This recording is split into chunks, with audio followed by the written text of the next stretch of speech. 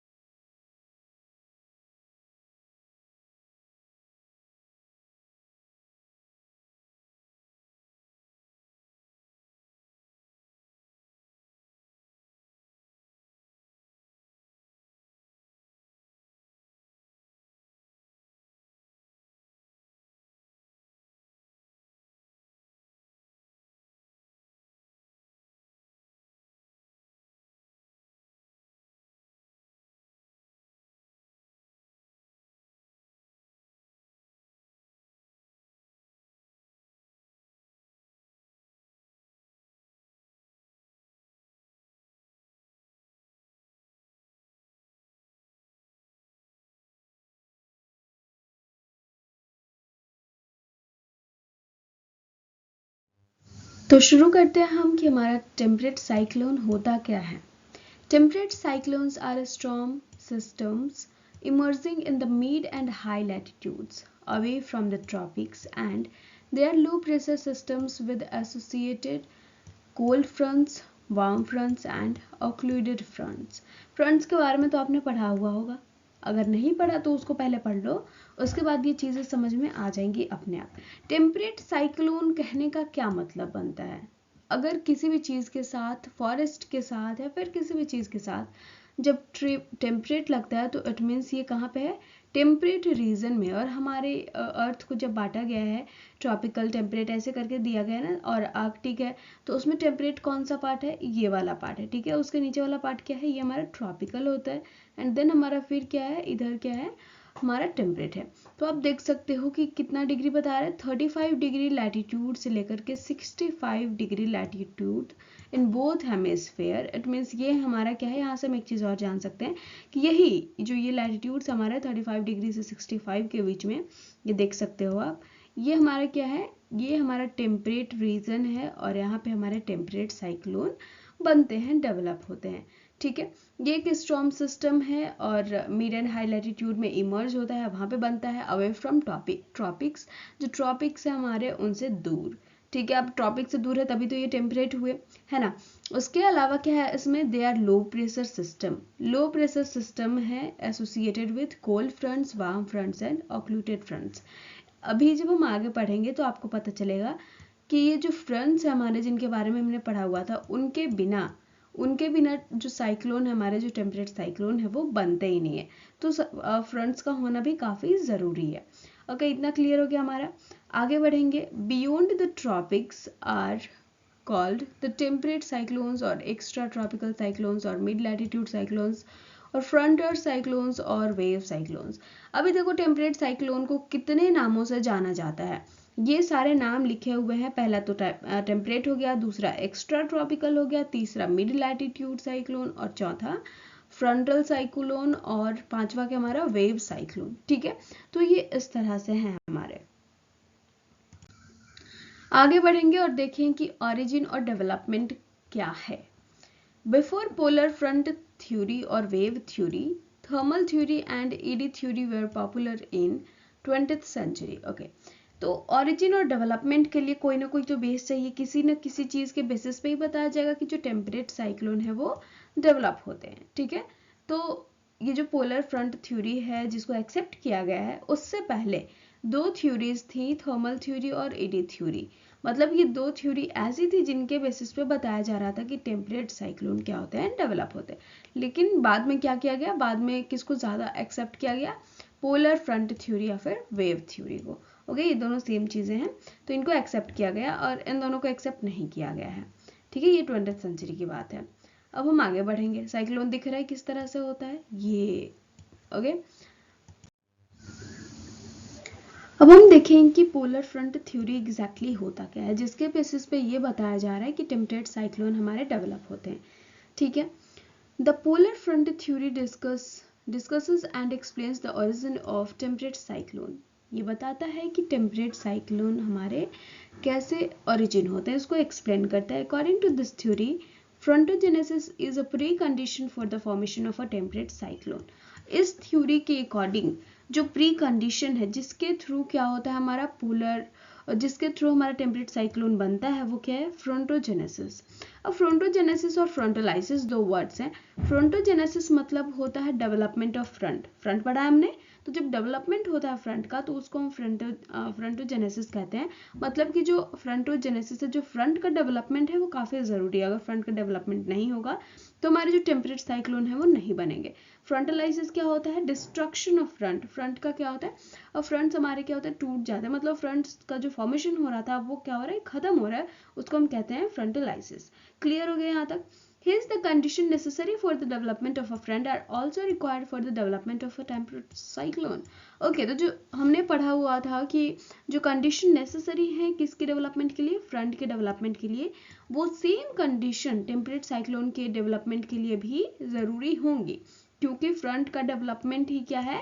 एक pre condition है हमारे टेम्परेट साइक्लोन के डेवलपमेंट का, ठीक है। तो जो इसमें चीज़ें ज़रूरी हैं, जो थिंग्स रिक्वायर्ड है, वही हमारे साइक्लोन के लिए भी रिक्वायर्ड होंगी, ठीक है, उसके डेवलपमेंट के लिए।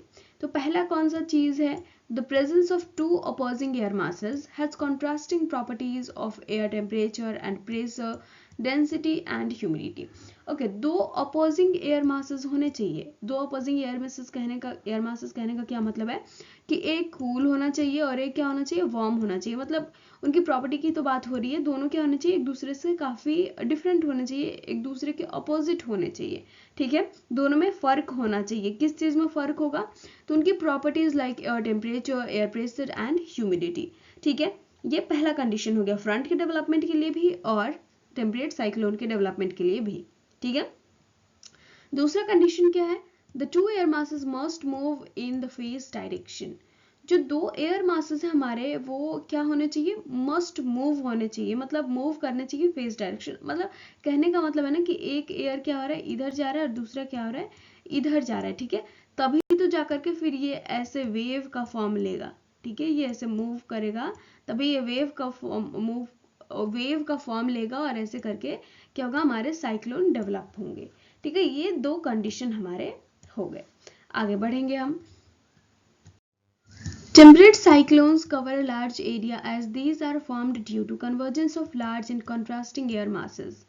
ये जो टेम्परेट साइक्लोन है वो लार्ज एरिया कवर करते हैं, क्योंकि किस चीज से बने हुए होते हैं, convergence of large and contrasting air masses. जो एयर मासेस होते हैं उनमें डिफरेंसेस होते हैं, उनसे ये बने हुए होते हैं और उनके कन्वर्जेंस से बनते हैं दो एयर मासेस। दो डिफरेंट प्रॉपर्टीज वाले एयर मासेस जब एक दूसरे से क्या करते हैं, कोलाइड करते हैं, तब जाकर के इनका फॉर्मेशन होता है, ठीक है, कन्वर्ज करते हैं तो, ठीक है।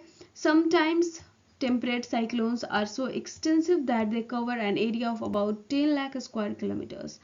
अब क्योंकि ये काफ़ी ज़्यादा एरिया कवर करते हैं, तो उसमें कभी कभी क्या होता है कि ये 10 लाख स्क्वायर किलोमीटर तक भी जाते हैं, ओके।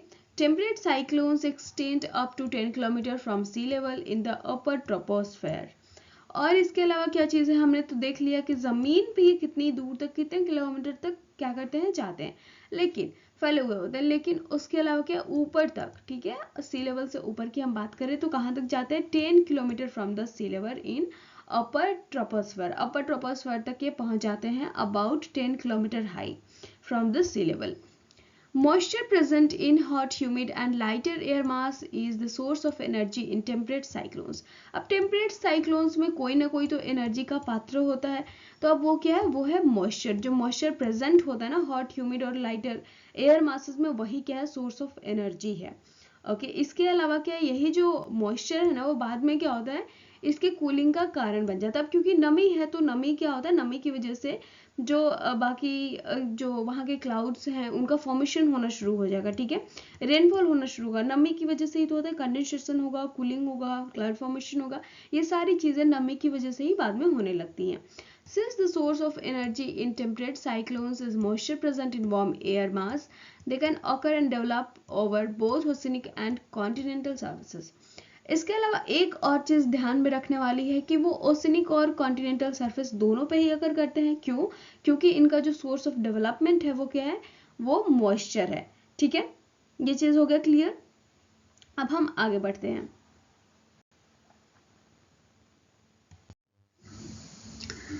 अब क्या हमारे पास temperate cyclones are cyclones of mid latitudes and hence are primarily under the influence of permanent winds of mid latitude, that is the westerlies. Westerlies क्या है, परमानेंट विंड है, कहाँ का, मिड लैटिट्यूड का। और जो टेम्परेट साइक्लोन्स होते हैं हमारे, वो भी वही होते हैं, मिड लैटिट्यूड में अगर करते हैं तो ये जो है वो अक्सर ही वेस्टरलाइज के प्रभाव में रहते हैं, ठीक है। उसके अलावा हमारे पास है the movement of the cyclones are eastwards of the origin with an average velocity of 32 kilometre per hour in summers and 48 kilometre per hour in winter. यहाँ पे देख सकते हो कि जो मूवमेंट है इनका ईस्टवर्ड हो रहा है, जहाँ पे ये डेवलप हो रहे हैं, मान लो यहाँ पे डेवलप हो रहे हैं ये विंड, ये साइक्लोन, तो यहाँ से किधर जाएंगे, ईस्ट की तरफ जाएंगे। क्यों, क्योंकि यहाँ पे किस विंड का प्रभाव है, वेस्टरलाइज का। और वेस्टरलाइज कहने का मतलब है पश्चिमी हवा, जो पश्चिम से चलती है। अब पश्चिम से चलेगी तो किधर जाएगी, ईस्ट की तरफ जाएगी, पूरब की तरफ जाएगी। तो जो ये जो साइक्लोन है वो किधर मूव करके जाएंगे, पूरब की ओर जाएंगे, ठीक है। The formation of temperate cyclones is a quick process but passes through a series of successive stages. अब क्योंकि क्या है, क्विक प्रोसेस है, लेकिन बहुत ही जल्दबाजी में अकर तो हो जाता है, फॉर्मेशन तो हो जाता है, लेकिन फिर भी क्या है, इनके 6 स्टेजेस हैं, ठीक है। मतलब ऐसे नॉर्मली 5 बोल सकते हो, लेकिन यहाँ पे कुछ स्टेजेस दिए हुए हैं जिसको हम 6 पार्ट में ऐसे डिवाइड करके रखते हैं, तो हम उन्हें अभी देखेंगे। The period of a cyclone from its inception to its termination is called the life cycle of a cyclone. It is completed through a successive stages and is described by polar front theory. polar front theory के द्वारा ही इसको describe किया गया है, explain किया गया है कि जो हमारे टेम्परेट साइक्लोन होते हैं वो 6 स्टेजेस होते हैं इनके। लाइफ साइकिल क्या होता है इनका, 6 स्टेज का होता है। और कहाँ से कहाँ तक, इंसेप्शन से टर्मिनेशन तक। कहने का मतलब है कि इनके शुरुआत से इनके टर्मिनेट होने तक, जब तक ये खत्म होते हैं, जब तक ये क्या होते हैं, डिस्ट्रॉय होते हैं, तब तक, ठीक है। 6 सक्सेसिव स्टेजेस हैं हमारे, उनको हम देखेंगे। अभी यहाँ पे टर्मिनेशन की जब बात हो रही है, डिस्ट्रक्शन की बात हो रही है, तो फ्रंटलाइसिस का यूज किया गया है। तो याद रखना है कि frontolysis means destruction of fronts, destruction of cyclone, ठीक है। साइक्लोन वहां पे क्या हो रहा है, खत्म हो रहा है, ओके। स्टेज 1 है हमारा, क्या स्टेज 1 देखो, it involves the convergence of two masses of contrasting physical properties and direction. पहले डायरेक्शन में क्या हो रहा है, कन्वर्जेंस हो रहा है 2 एयर मासेस का, 2 एयर मासेस, एक इधर एयर मासेस, एक इधर का एयर मासेस, ठीक है। 2 अपोजिट डायरेक्शन में बहने वाले एयर मासेस हैं हमारे, और इनकी प्रॉपर्टीज क्या होंगी, एकदम अलग होंगी एक दूसरे से, और ये क्या होंगे, ये कन्वर्ज होंगे धीरे धीरे। ये पहला स्टेज हुआ। दूसरे स्टेज में it is also called an incipient stage. Basically ये जो दूसरा स्टेज है ना, उसको इनिसिपेंट स्टेज कहते हैं, क्योंकि पहले स्टेज में तो ये बह रहा है आराम से, ठीक है, अपने जगह पे है। लेकिन ये जो दूसरा स्टेज होता है ना, ये ऐसा स्टेज होता है जहाँ पे जो वार्म एयर और कोल्ड एयर मासेस हैं वो पेनिट्रेट करना शुरू हो जाते हैं, पेनिट्रेट करना शुरू हो जाते हैं the territories of each other and wave like front is formed under the influence of Coriolis force. और कॉरियोलिस फोर्स के इन्फ्लुएंस के अंदर क्या होता है, एक वेव लाइक फ्रंट बनना शुरू हो जाता है। ये क्या करते हैं ना इस स्टेज में कि जो वार्म एयर और हमारे कोल्ड एयर मासेस है एक दूसरे की जो टेरिटरी है, एक दूसरे का जो एरिया है, उसको ऑक्यूपाई करने लगते हैं, ठीक है। तो क्या होता है, ये एक वेव लाइक स्ट्रक्चर बन जाता है। थर्ड स्टेज की बात करें तो it is the mature stage when the cyclone is fully developed and isobars become almost circular, ठीक है। तो यहाँ पे थर्ड स्टेज कहता है कि इस स्टेज में एकदम ये मैच्योर हो जाते हैं, साइक्लोन हमारे कंप्लीटली डेवलप हो जाते हैं, और गोल जो हमारा एक सर्कल बन रहा है ना, एक वेव बन रहा है, तो ये वेव में जो आइसोबार है, आइसोबार क्या होता है, आइसोबार मैंने पिछले वीडियो में भी एक्सप्लेन किया है कि जहाँ पे एयर मासेस की जो क्या होते हैं, उनका जो भी मतलब जिसमें मेजर करते हैं ना, ठीक है, वो क्या होता है, बराबर होता है। कहीं का कुछ है, कहीं का कुछ है, तो ये डिफरेंसेस हो गए, लेकिन ये क्या होंगे, ये एकदम सेम होंगे। जो एयर मास यहाँ पे होगा वही एयर मास क्या होगा, यहाँ पे होगा। तो इस तरह से एक सर्कुलर फॉर्म बन जाता है, वेव लाइक स्ट्रक्चर बन जाता है। The energy and intensity of cyclone are protest in this stage. क्योंकि यहाँ पे क्या हो रहा है, डेवलपमेंट हो रहा है, कंप्लीटली डेवलप हो रहे हैं, तो यहाँ पे इंटेंसिटी, एनर्जी, सब कुछ क्या होगा, एकदम हाई होगा, पिक लेवल पे होगा, ठीक है। स्टेज नंबर 4 क्या कहता है, the warm sector of the cyclone is narrow due to the more advancement of the cold front full stop as warm front declines energy reservoir of the cyclonic system starts declining। और ये क्या है, V shaped है, okay. तो यहाँ पे क्या हो रहा है कि फोर्थ स्टेज में जो वार्म सेक्टर है ना साइक्लोन का, गर्म और ठंडी 2 हवाएं होती हैं, यहाँ पे 2 एयर मासेस होते हैं। तो जो वार्म सेक्टर है, जो हल्की गर्म हवा है, वो क्या होती है, वो नैरो हो जाती है, क्योंकि यहाँ पे जो कोल्ड एयर है ना, वो पूरा का पूरा ऑक्यूपाई कर लेता है जगह को, एकदम क्या होता है, कवर कर लेता है। तो जो वार्म सेक्टर होता है वो काफी कम बचता है, जिसकी वजह से जो इसका शेप है वो नैरो हो जाता है, ऐसा हो जाता है, ठीक है। मतलब इतना कम स्पेस होता है जहाँ पे वार्म एयर देखने को मिलेगा, और यहाँ पे अब एनर्जी भी क्या होगी, वो डिक्लाइन करने लगेगी। स्टेज 5 क्या है, it starts with occultation of the cyclone when the advancing cold front finally overtakes the warm front and an occluded front is formed। अब ये जो लास्ट वाला स्टेज है ना, ये जो वी शेप था फोर्थ वाले स्टेज में, वो भी अब खत्म हो जाएगा। पूरे जगह में क्या होगा, किसका राज चल रहा होगा, कोल्ड एयर का, कंप्लीटली एकदम जो कोल्ड एयर मासेस हैं वो जगह ले लेंगे किसका, वार्म एयर का, ठीक है। ये 5th स्टेज हो गया। और 6th स्टेज में क्या हमारा In this warm sector completely disappears, occluded front is eliminated, cold air masses covers the surface and ultimately cyclone dies out. यहाँ पे क्या होता है, जो 6th स्टेज है, अब लास्ट स्टेज है, तो सिंपली जो हमारे साइक्लोन्स होंगे वो क्या होंगे, अब खत्म होंगे। ठीक है, क्योंकि जो वार्म सेक्टर है वो तो डिसअपियर होगा। 5th स्टेज में क्या हो गया, जो कोल्ड एयर मासेस है उन्होंने जगह को कंप्लीटली ले लिया है। तो अब क्या होगा, अब जो चीज़ें हैं वो डिस्ट्रॉय हो जाएंगी। जो साइक्लोन है, जो उसके बनने के लिए जो हमें चीज़ें चाहिए थी, जो चीज़ें नेसेसरी थी, वो सब क्या होंगी, यहाँ पे खत्म हो जाएंगे। देख सकते हो इस फिगर को, जिससे समझ में आ गए। पहला स्टेशनरी स्टेज, जब आराम से एक वेव इधर जा रही है, मतलब एक एयर मास इधर की ओर ट्रेवल कर रहा है, दूसरा उधर की तरफ। ठीक है, ये दो अपोजिट डायरेक्शन में मूव करने वाले एयर मासेस हमारे आराम से चल रहे हैं। जब सेकेंड स्टेज में हम पहुंचेंगे तो जो एयर मासेस है ना, जो कोल्ड एयर मासेस है, वो यहाँ का जगह ऑक्यूपाई करना शुरू करेगा, ये वेव लाइक स्ट्रक्चर बनना शुरू हो जाएगा। तीसरे स्टेज में क्या होगा, ये थोड़ा और इधर तक आ जाएगा। ठीक है, ये कंप्लीटली राउंड नहीं हुआ है, लेकिन फिर भी ये और इधर तक आ जाएगा। ठीक है, जो चौथा स्टेज है, चौथा स्टेज में अब खत्म होने लगा, ये पूरा का पूरा डेवलपमेंट था एग्जैक्टली। और ये जो चौथा स्टेज है, अब क्या होगा, ये पूरा जगह ऑक्यूपाई करने लगेगा। ठीक है, अभी ये 5th स्टेज की बात हो रही है, डिसिपेशन, मतलब अब क्या होगा, अब ये पूरा जगह क्या होगा, कंप्लीटली कवर कर लेगा कोल्ड एयर, और ये पूरा का पूरा अब खत्म होने वाले स्टेज पे आ जाएगा।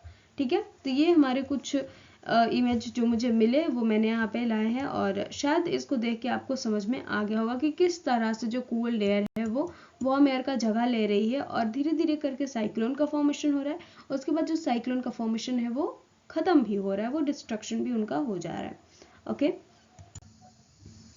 अब हमारे पास क्या है, temperate cyclones are relatively regular and predictable compare to tropical cyclones and primarily observed in winter season. Completely आपको, मतलब वैसे तो हर सीजन में देखने को मिलेगा, हमने देखा कि समर में भी था, लेकिन विंटर सीजन में आपको देखने को ज़्यादा मिलेगा।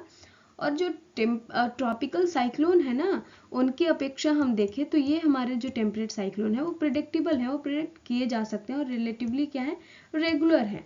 ठीक है, उसके अलावा आप टेम्परेट साइक्लोन का हमारे इंडिया पे भी प्रभाव देख लेते हैं। Western disturbances, wave cyclone originating over the Mediterranean sea and Caspian sea flow eastward. अब हमने देखा था कि क्योंकि वो मिड लैटिट्यूड के बीच में उनका फॉर्मेशन हो रहा है, तो वेस्टर्लाइज विंड के प्रभाव में वो ज़्यादा रहते हैं। और वेस्टर्लाइज विंड मतलब पश्चिमी जो हवा है वो किधर की ओर चलती है, पश्चिम से पूरब की तरफ। तो जो चीज़ें हैं उनको किधर लेके जाएगी, पूरब की तरफ, और पूरब में आते ही हमारा क्या है, भारत मिलेगा आपको।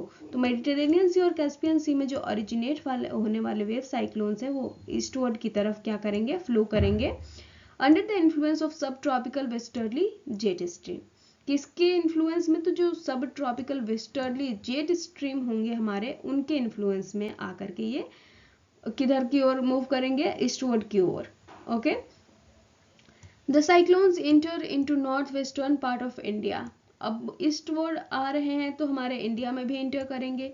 तो सबसे पहले north western part of India में क्या करेंगे, इंटर करेंगे during the winter season. In winter season two generate snowfall on Himalayan mountain ranges of Jammu and Kashmir, Himachal Pradesh and Uttarakhand. ये जगह है जहाँ पे विंटर सीजन में हमारे साइक्लोन्स, टेम्परेट साइक्लोन्स आते हैं, और यहाँ पे साइक्लोन होता है, यहाँ पे स्नोफॉल होता है उनकी वजह से। उसके अलावा और इनका क्या इफेक्ट है हमारे इंडिया पे, तो they also cause rainfall in the plains of Punjab, Haryana, western Uttar Pradesh, Delhi and northern Rajasthan, and support rabi crops. ये रबी क्रॉप्स को भी सपोर्ट करते हैं, क्यों, क्योंकि इनकी वजह से हमारे इंडिया में बारिश भी हो रही है। कहाँ कहाँ पे, तो पंजाब में, हरियाणा में, western Uttar Pradesh, Delhi and northern Rajasthan. Okay, तो यहाँ तक क्लियर हो गया, और यही चीज़ें थी जो हमें पढ़नी थी टेम्परेट साइक्लोन के बारे में। आई होप आपको समझ में आ गया होगा। नेक्स्ट वीडियो में हम ट्रॉपिकल साइक्लोन के बारे में पढ़ेंगे, और उसके बाद शायद कुछ 1-2 टॉपिक और बचेंगे, और एंटी साइक्लोन, और फिर हमारा ये चैप्टर कंप्लीट हो जाएगा। So thank you so much, मिलते हैं नेक्स्ट वीडियो में। अगर अच्छी लगी हो वीडियो तो please don't forget to like, comment, share and subscribe.